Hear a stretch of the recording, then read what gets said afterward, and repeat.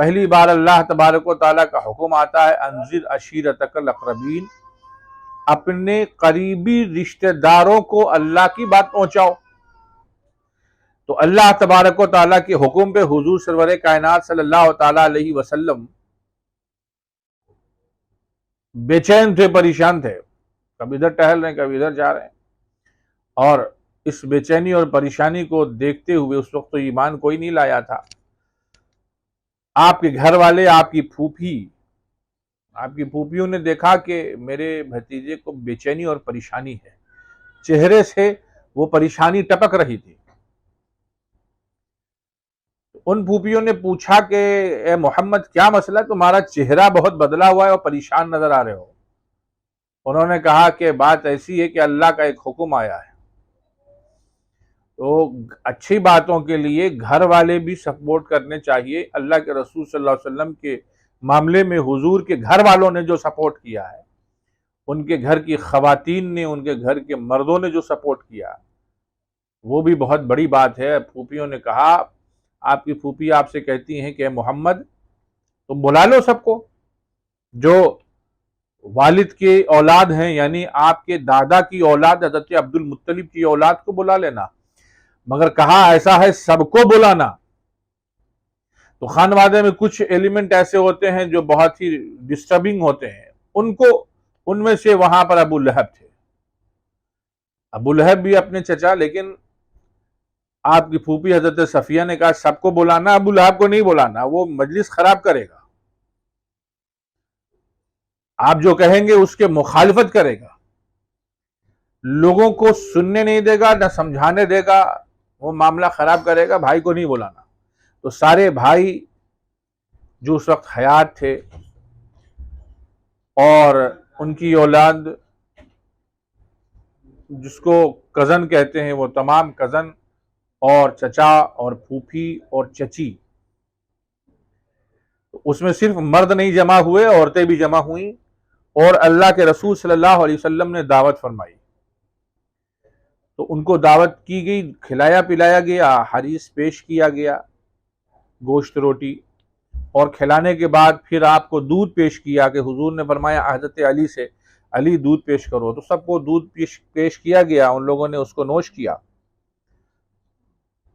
اور اس کے بعد کھلانے پلانے کے بعد دعوت اسلام اور دعوت توحید حضور نے شروع فرمائی۔ یعنی دعوت توحید کے لیے بھی دعوت طعام یعنی کھلانا پلانا یہ حضور کا طریقہ رہا کہ پیٹ بھرا رہے گا تو دین کی بات لوگ سنیں گے،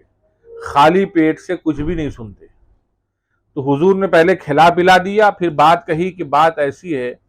کہ اللہ تبارک و تعالی نے مجھے اپنا نبی بنایا ہے، اور میں اللہ کا نبی ہوں، اور اللہ نے پیغام دے کے بھیجا ہے کہ ایک خدا کی عبادت کرو اور تمام اصنام باطل کو چھوڑو، جہنم سے بچو۔ اور آپ نے نام لے لے کے کہا ہے میری پھوپھی آپ اللہ کے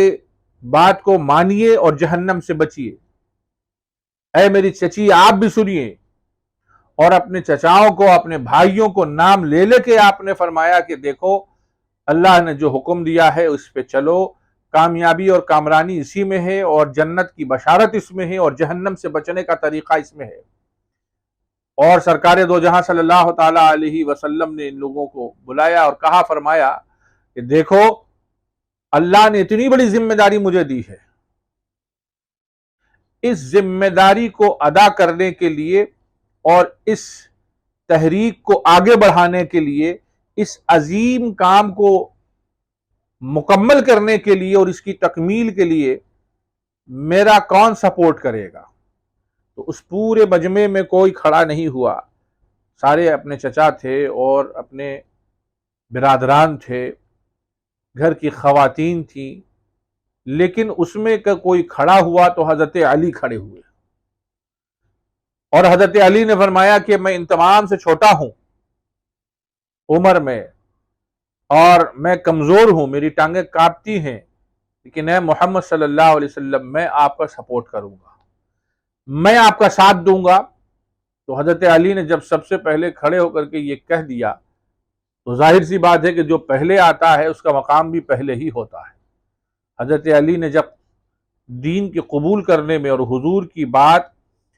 خالی نہ جانے دینے میں، کہ جب کوئی بات رکھتا ہے اور اس کی زبان خالی چلی جاتی ہے تو آدمی کو خراب لگتا ہے، تو حضور نے پہلی بار زبان کھولی اور کسی نے اس زبان کو، سرکار کی اس زبان کو مکمل نہیں فرمایا بلکہ خالی جانے دیا، صرف حضرت علی آگے بڑھے اور کہا کہ میں آپ کے سپورٹ میں ہوں۔ تو حضور سرور کائنات صلی اللہ علیہ وسلم نے کا دل کس قدر خوش ہوا ہوگا کہ کوئی نہیں کھڑا ہوا، کم سے کم علی تو کھڑے ہوئے، اور زمانے نے دیکھا کہ وہ علی جن کے پیر کانپتے تھے اور جو سب سے چھوٹے تھے، خیبر کے میدان میں، خیبر کے قلعے سے اس کے دروازے کو اکھاڑ کر کے آپ لڑتے رہے اور پھینکا تو کافی دور جا کے گرا، اور پھر اس کو جب لوگوں نے اٹھانا چاہا تو ایک روایت کے مطابق 40 لوگ اس کو نہیں اٹھا سکے، اور بعض روایتوں میں کہ 70 لوگ بھی نہیں اٹھا سکے، اور حضرت علی نے اس کو بائیں ہاتھ سے اٹھایا تھا اور اس کو ڈھال کے طور پر استعمال کرتے رہے تھے۔ یہ